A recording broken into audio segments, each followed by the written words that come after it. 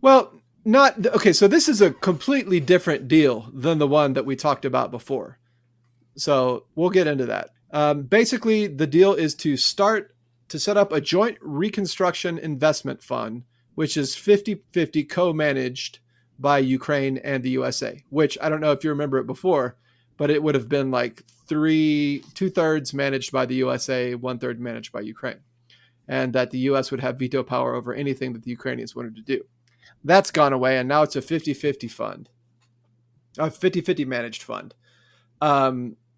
Basically, the Ukraine will contribute 50% of all future revenues from state-owned natural resources to the fund, and this fund, of course, is supposed to go towards rebuilding Ukraine. And the United States can put whatever money into the fund as well in order to get mineral oil and gas from Ukraine. So that will allow Ukraine to have money to purchase weapons.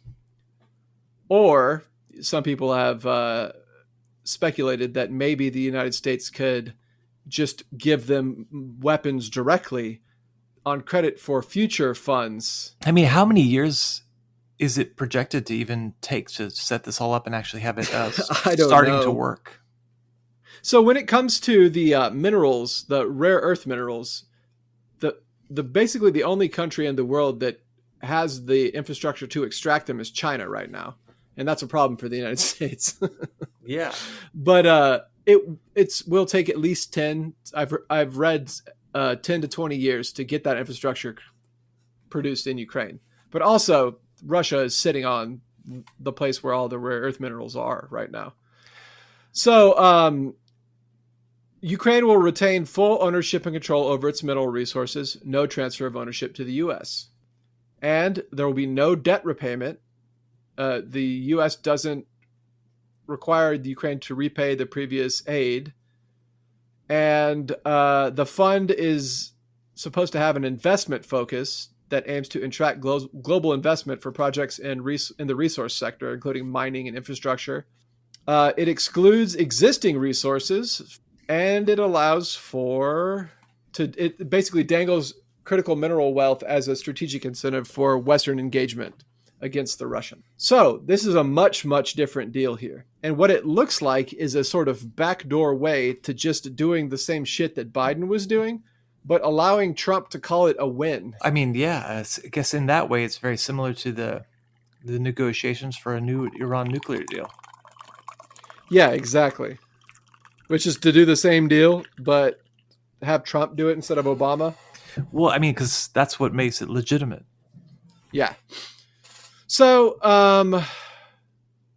at the same time, this deal is signed, Russia is repudiated, and the United States declares that it will step back from the mediator role in the conflict, which I don't know how the fuck they were ever supposed to be a mediator since they were a co-belligerent. How do you be a mediator when you're a co-belligerent? Yeah, I don't think that at least the Russian side does not see them as a mediator. Right, and like when the Ukrainians, when they go into peace talks, it's not that the United States is mediating the peace talks; it's that the United States is half of the negotiations. The other half is the other side. Right. It's essentially like the peace talks that happened to end the war in Vietnam. Yeah. So Trump's plan is to shift the onus onto Russia and Ukraine to pursue peace proposals independently. Well, that's a good idea. Yeah, sure. Who would have thought of that? Apparently, Trump is very frustrated with the lack of progress. And if you ask me, the neocons have gotten into his ear, the myriad of neocons that he surrounds himself with, and convinced him that Russia doesn't want peace, because they didn't listen to Russia. They didn't listen to Putin in was it June of last year when he laid out the minimum requirements for a ceasefire, which is control of the 4 oblasts, demilitarization, regime change, NATO, and permanent non-aligned status for Ukraine. And that's sort of which is to say their war aims. Right, those are their war aims, and they won't back down from their war aims. Especially, why would they? Honestly, why would they? They're winning. Well, I I have heard that they are on the verge of collapse. Yeah, they've been on the verge of collapse for 3 years now, apparently. At the same time all of this is going on, Lindsey Graham has told the press that the Senate is ready to pass what he refers to as bone-crushing sanctions, tariffs and sanctions on countries, secondary sanctions on countries purchasing Russian energy in order to pressure Moscow among stalled peace efforts. So, while the United States is in a massive trade war with China and entering into a recession, they want to try to cut the world off from one of the largest suppliers of oil after we have just cut ourselves off from Venezuelan oil. So to me, that this is insane, and I really hope that Trump doesn't go for it. I hope he goes along the trajectory of trying to maintain open or at least partial relationship with Russia, and doesn't enact these idiotic sanctions.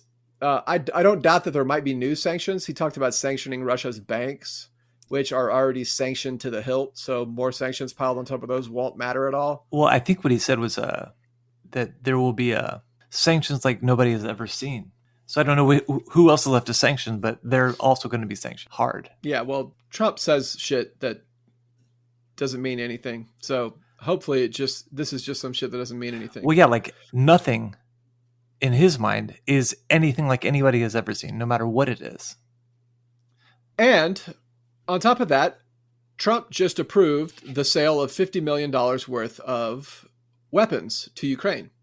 So it looks like this is turning into sort of a transactional version of what was going on before. I mean, we don't know how much effect that those weapons are going to have, because if you look at there's a report that came out from U.S. Army Secretary Daniel Driscoll, and he's warned that America's defense industrial base is unprepared for a conflict with China, which is what Trump seems to be rushing headlong into.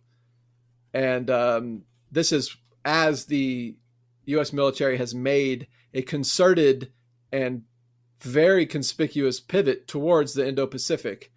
And basically there are concerns over the number of tanks, Bradley fighting vehicles, ammunition, artillery, everything. Basically, we don't have enough of everything to be doing anything. Anyway, I wrote here that this agreement marks a significant turn in U.S.-Ukraine relations, emphasizing a very transactional economic relationship as opposed to one like it was before, which was a sort of aid for a proxy war kind of relationship. Anyway, so we'll get to U.S. arms production and stuff like that later. All right, so moving on to the Middle East, there was a port explosion at the Shahid Rajahi port, I don't know how to say it, near Bandar Abbas, which killed 70 people and injured over 1,000. The epicenter was located at the port, and it was supposedly caused by chemicals that ignited from mishandling. There's been a lot of speculation over Israeli sabotage, but really there's no clue what it was from. But it was a massive explosion that will slow down oil out of that port. So it's very, very likely could be sabotage meant to cripple Iran economically. And in Syria, al-Jilani rejected the Kurdish demand to federalize Syria. And he says that there will not be a cantonization of Syria. And he maintains that he will continue his centralization and rule by authoritarian means. The exact thing that the Kurds are afraid of, which means that Syria will remain unstable. I was going to say, does that mean taking back the land that Israel has stolen? No, it doesn't. Because why would they? They're a NATO proxy state. Israel is basically NATO. Yeah. And in Yemen, good news out of Yemen. The U.S. Navy lost an FA-18 Superhornet, valued at $60 million when it fell off of the USS Harry S. Truman while it was taking evasive maneuvers to avoid a missile fired by Ansar Allah. I think that means that Ansar Allah took out a fighter. Yep, Ansar Allah gets to add one Superhornet to their list of kills, which also includes 7 confirmed Reaper drones, though they claim a lot more. The United States has admitted to 7 Reaper drones.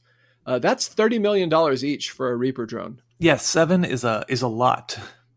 We're getting close to $300 million worth of destroyed aircraft by Ansar Allah, as well as every single missile that they fire off at some cheap little drone, which costs several $1 million. All of these anti-aircraft and anti-missile missiles are extremely expensive. That's one of the things that we're learning about this asymmetrical warfare now, is that expensive anti-air missiles aren't going to cut it.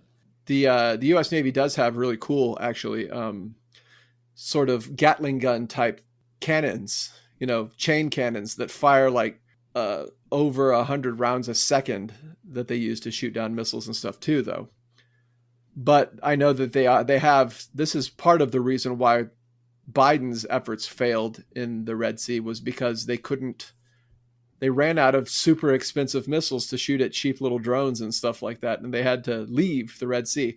And that's one of the things that we're finding out here, is that the Red Sea isn't big enough for the U.S. fleet to successfully evade missiles without having to be on constant alert. And you remember that one article we talked about that was from the Biden, from the last time that we lost to the Houthis, about how these sailors and airmen were traumatized by being shot at. So, yeah. Yeah. Well, they're just the U.S. military. They're not used to like combat.